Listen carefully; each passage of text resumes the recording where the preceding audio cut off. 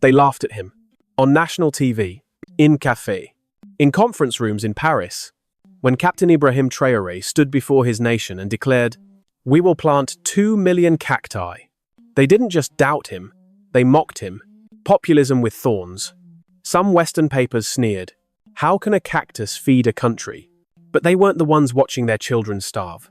They weren't the ones burying goats in dry dust. They weren't the ones living in villages where rain hasn't touched the soil in months. In the scorching heart of Burkina Faso, where hope had become a memory, Traoré didn't beg for foreign aid. He didn't wait for the IMF. He planted a cactus. And suddenly, the world had to pay attention. What began as a joke became a quiet rebellion against dependency, against hunger, against the narrative that Africa must always kneel. So now we ask you, can a cactus really save a nation? Or has Burkina Faso just planted the seeds of a new African age, in a nation bruised by heat, hunger, and humiliation? What kind of leader declares war not with tanks, but with thorns? Captain Ibrahim Traoré did, and the world scoffed. In the heart of Burkina Faso's capital, surrounded by military officials and village elders, Traoré stood tall in his alive uniform. His voice was calm. His words, anything but. 2 million cacti, he said. We will plant them not as a decoration, but as hors défense. To some, it sounded like a parable. To others, madness. The headlines the next day were brutal. Cactus populism in the Sahel. On a European outlet mocked. On social media, self-declared experts rolled their eyes. Is this what the revolution has come to? Prickly pears. But Captain Traoré was not joking. He was issuing a national order, and behind that order was a plan as sharp as the cactus itself. For decades, Burkina Faso had been fighting a silent war, not against tanks, nor bombs, but against the desert itself. Every year, the Sahara moved southward, swallowing crops, pastures, and entire villages. The ground cracked, the trees died, the cattle fell where they stood, and with them the dreams of families who had lived on that land for generations. Foreign experts offered complex solutions, multi-billion-dollar irrigation schemes, satellite mapping, genetically modified seeds. But the seeds came with patents, the money came with strings, and the projects never reached the villages. What Traoré proposed was simply unpolished, local, a cactus, not imported, not engineered in a lab, but chosen precisely because it had already survived in Mexico, in Arizona, in dry corners of Ethiopia, known as nopal. This plant grows where nothing else dares. It needs no fertilizer, no pesticides, just sun and will. In Traoré's words, we don't need miracles, we need roots. Behind the quiet boldness of that statement was a truth most in power refused to face. Burkina Faso had not been defeated by guns, but by a way of thinking, a belief that survival required begging, that Africa could only eat if Europe fed it. Traoré rejected that, loudly. Sovereignty begins with what we can plant with our own hands. And while the bureaucrats in Ouagadougou rolled their eyes, in the dry plains of Kaya and Dori, the old farmers nodded, because they had seen it with their own eyes. One elderly farmer said, "When my children cried with empty stomachs and the millet was gone, it was the cactus that kept us alive. I never imagined the president would one day ask us to plant it for the nation." To pastoralists who watched their goats and cows collapse under the Sahel sun, the cactus was not strange. It was salvation. Still, in the capital, the idea was ridiculed. Modernization, they said, did not look like thorny plants. It looked like tractors, silos, donor summits in Geneva. That a plant with no funding from the World Bank could change the country was laughable, even dangerous. But Captain Ibrahim Traoré was not looking to impress the West. He was looking to feed his people. He didn't promise wealth, he promised roots. And in a nation where the sky no longer delivered rain, that promise meant everything. The plan was clear. Identify the most critical dry zones. Train local cooperatives. Create cactus nurseries in schools. Mobilize soldats. Not for battle, but to dig holes and plant life. No imported machines. No consultants from abroad. Just soil, seed, sweat. The West called it primitive. The people called it survival. This was not just about farming. This was a fight over who gets to define what progress looks like in Africa, and in this fight, Traoré had chosen to bet on the most unlikely weapon of all, a plant with thorns. A plan mocked by the elite, but loved by the earth. Captain Ibrahim's latest news isn't about guns. It's about roots, and a leader willing to plant them with his own hands. They called it madness. He called it mobilization. From the president's office to the most remote villages, something began to stir across Burkina Faso. A quière détermination. Not loud, not televised, but real. And it began with children. In dusty classrooms once filled with broken chalk and fading maps, pupils were now cradling green shoots. Schools transformed into nurseries. Lessons paused as students learned how to trim cactus pads, how to water them gently with recycled bottles, how to plant life into cracked earth. One teacher in the province of Yaga whispered, "They're not just learning about plants, they're learning about pride." Across the country, agricultural cooperatives, long forgotten by city policy, were suddenly at the center of the national mission. They received no foreign funding, no headlines, just bundles of cactus cuttings, and one instruction: grow. Soldiers traded rifles for spades. Troops marched not into battlefields, but into barren fields. They dug holes, lined rows, and pressed prickly pads into soil still hot from the sun. Some wore their uniforms, others wore work shirts, but all shared one purpose: defend the land with roots, not bullets. A lieutenant from the Eastern Front said, "This time, we're not fighting men. We're fighting memory, the memory of hunger." And in this new army, the elders joined in. Women, long the quiet backbone of the countryside, led the planting. They sang old songs as they worked, songs once meant for weddings and funerals, now sung to welcome life back to the land. There were no TV crews, no presidencial motorcades, just a people, bending together to place a thorny hope into the soil. They did not call it agriculture. They called it something holy. The symbolism was undeniable. The cactus, with its hard skin and hidden sweetness, mirrored the soul of the nation, scarred, but sweet, tough, yet generous. It did not demand water. It conserved it. It did not beg, it endured. One elder from the region of Tapoa said, "Every cactus we plant is like another child. It will grow up and protect us." For years, Burkina Faso had depended on others, on sacks of grain flown in from Brussels, on promises from Paris, on aid with logos stamped in blue and white. But aid does not sing. Aid does not dance while planting. Aid does not smell of dust, sweat, and faith. Only a movement born of the people could do that. The cactus was no longer just a plant. It was a sermon, a leçon, a rebellion. The villages knew this, even when the capital didn't. In Ouagadougou, debates raged. Experts spoke of climate models and GDP percentages. But outside those walls, a quiet revolution was unfolding, one cactus at a time. And just as the planting reached its peak, the clouds began to gather. For months, the sky had held back. Rain had become rumor. The fields waited. The people waited.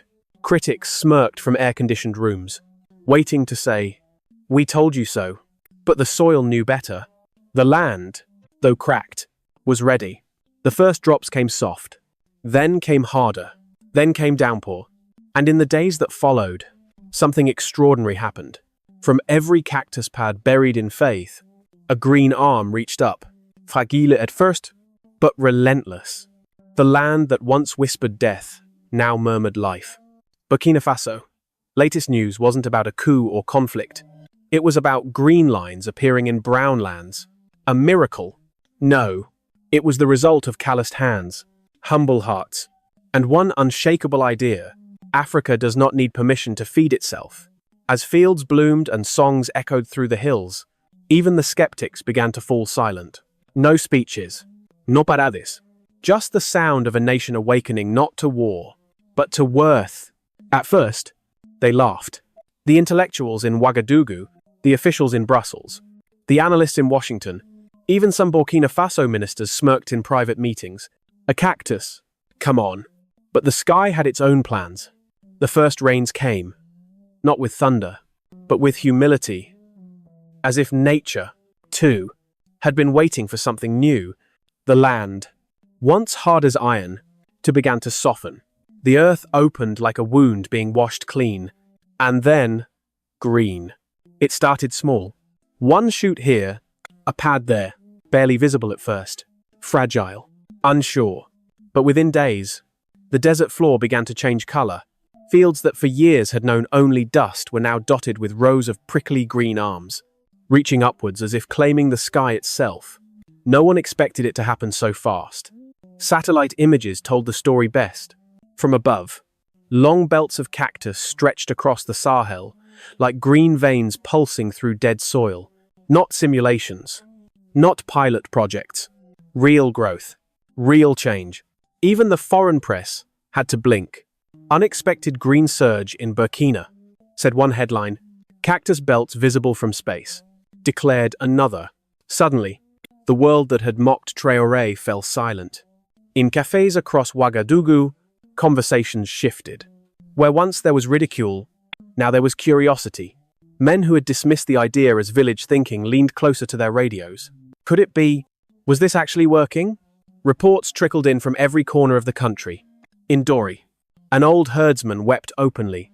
"I've buried too many goats," he said. "Too many grandchildren with empty bellies. But now I see life again." In the north, schools reopened with cactus gardens where once there had been cracked playgrounds. In the east, women danced in fields they once feared to step in. And in the military, the very core of Traoré's authority, something shifted.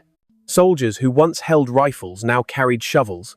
They no longer saw themselves as instruments of war, but as defenders of the land. One young recruit said, "For the first time, I feel like I'm not just fighting for a flag. I'm planting a future." It was a transformation no bullet could achieve, no loan could buy, no foreign aid program could engineer, and it cut deeper than policy. Because for the first time in years, the people felt something far more radical than hope. They felt dignity. It was not just that the cactus was surviving, it was who had made it grow. Not consultants, not Western agronomists, but teachers, grandmothers, children, shepherds. This was not development imposed. This was resurrection owned. As the green belts thickened and the harvest began, something even more powerful took root. Pride. You could see it in the markets where women sold cactus fruit with fierce joy. You could hear it in the music, new songs celebrating the army of thorns. You could feel it in the air, a silence where doubt used to live. And now even the critics began to ask different questions. If a cactus can do this, what else have we overlooked? What other African truths have we ignored? Because here was a fact the West could not dismiss. A plant they once mocked was now feeding villages. A country they called desperate had become a model. If you believe this is what Africa needed all along, say amen in the comments below. Because Burkina Faso is no longer waiting for permission. It's blooming. What began as a survival strategy soon morphed into something far more powerful, an economy. At first, the cactus was just a lifeline. Food for goats, water for crops, shade for weary hands. But within months, something unexpected began to happen. In markets across Burkina Faso, people weren't just buying cactus. They were building with it.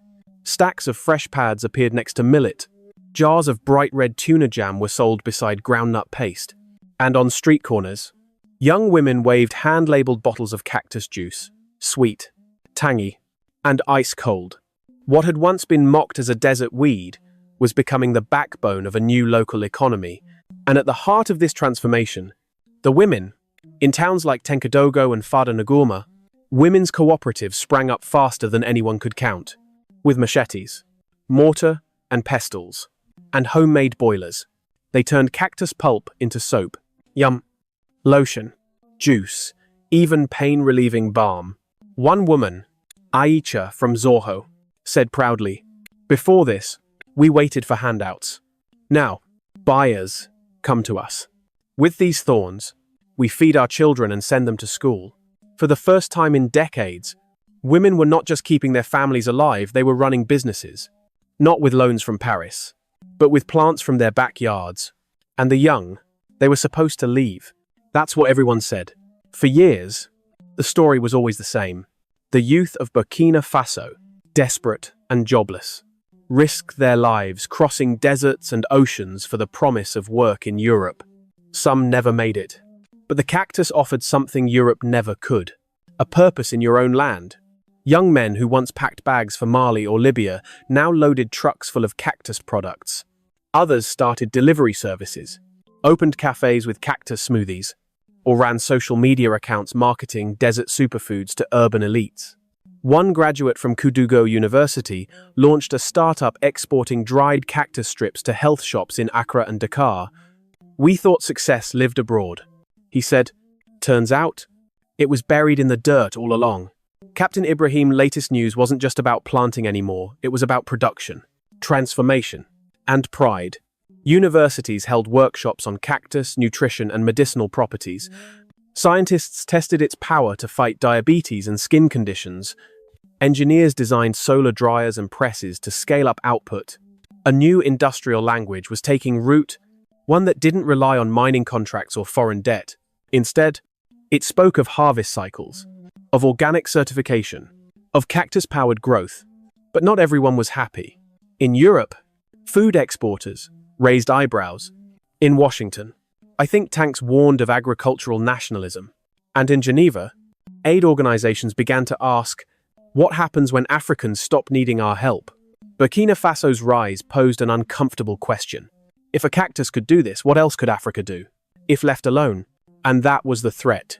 Not the plant, but the proof that dignity could grow from thorns. That power could sprout from the poorest soil. Inside the country, the mood had changed. Villagers once resigned to fate were now hosting cactus festivals. Schoolchildren recited poems to the plant. Singers praised the cactus mothers in new folk songs. A country once known for coups and crises now had a symbol that united all old and young, farmer and soldier, woman and trader, and Captain Ibrahim Traoré. He smiled quietly. "We did not invent the cactus," he said, "but we made it our own. Not with speeches, but with sweat. Not with subsidies, but with stubbornness. Not by waiting, but by working. Because sometimes, the future doesn't arrive in a briefcase. It grows in silence, under the sun, one thorn at a time." It began with laughter, populism with thorns. A cactus economy, the green joke of the Sahel. That's how the Western press framed it. From Paris to Washington, pundits rolled their eyes. Another African experiment doomed to fail, how convenient. Another leader, playing hero. How predictable. But the land kept blooming, and the headlines began to change. At first, it was subtle, a quiet shift in tone. Unexpected success in Burkina Faso's cactus project. One European outlet admitted, satellite images confirm large-scale vegetation gains. Another reported, in boardrooms and policy circles, the tone shifted from ridicule to concern. Not just because Burkina Faso had made something grow, but because they'd done it without permission. No IMF blueprint. No European-funded pilot. No consultancy firms from Geneva. Just one plant. Millions of hands. And belief. That was the real threat. Universities in Germany and Canada scrambled to send researchers. Agronomists from the Netherlands requested data. American think tanks issued briefings warning of a new agricultural nationalism spreading across West Africa. They called it a sovereignty contagion because something more dangerous than rebellion was taking root: self-sufficiency. Neighboring countries noticed first. Delegations from Mali, Niger, Togo, even Ghana came quietly to observe. What they saw stunned them. Not just greenbelts in drylands, but entire supply chains run by villagers. Women managing cooperatives, youth creating export networks. One minister from Benin whispered during a visit, "This is not agriculture. This is strategy." And he was right, because in every cactus that grew, there was a declaration: Africa can feed itself. Africa can lead. Africa can export solutions, not just problems. Captain Ibrahim's latest news reached far beyond West Africa. Latin American newspapers began comparing Traoré to early Bolivarian leaders. South African intellectuals called the cactus model the most African solution of the decade. In Kenya and Ethiopia, student unions demanded that their governments explore cactus farming for drought resistance. And in Brussels, the silence was heavy. Then came the meetings. Behind closed doors, Officials voiced what no one dared to say aloud. If this works, we lose leverage. Because a Burkina Faso that grows its own food doesn't need food aid. A Burkina Faso that sells Cactus cosmetics doesn't need donor grants. A Burkina Faso that inspires neighbors is no longer small. For decades, the power dynamic was clear. The global north gives. Africa receives. The west teaches. Africa learns. But now the Cactus was rewriting that script. It wasn't flashy. It wasn't televised. But it was working. And nothing frightens empires more than quiet revolutions. What stunned the world most wasn't the survival. It was the model. Simple, local, scalable. Everything the West claimed to want for Africa, but feared Africa might actually do on its own. And then came the conversations no one expected. Talks of a green Sahel corridor, a cactus belt stretching from Senegal to Sudan, Pan-African forums inviting Burkina Faso not as a student, but as a teacher, African diaspora groups in New York and London launching Plant Back Home campaigns to support cactus cooperatives. This wasn't just national pride, it was continental awakening. And in the center of it all, one man, still young, still calm, still unshaken, Captain Ibrahim Traoré. They called it a stunt, he said at a press briefing. But it was a seed, and now the world is watching it grow.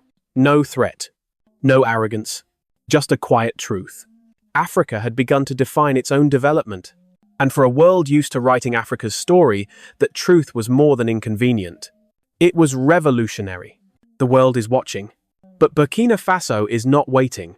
What began as a whispered dream in the dusty fields of the Sahel has become a full-throated roar across the continent. Captain Ibrahim. Latest news is no longer about one man, it's about a people, a nation, a movement rooted not in ideology, but in soil. Burkina Faso. Latest news is not a coup, not a crisis, not a tragedy, but a transformation. And that changes everything. The cactus once laughed at, once ignored, has bloomed into a symbol of defiance, not just against the desert, but against the doubt, not just against poverty, but against dependency, not just against famine, but against the lie that Africans must always be fed by foreign hands. Every thorn planted in that dry ground was an act of faith.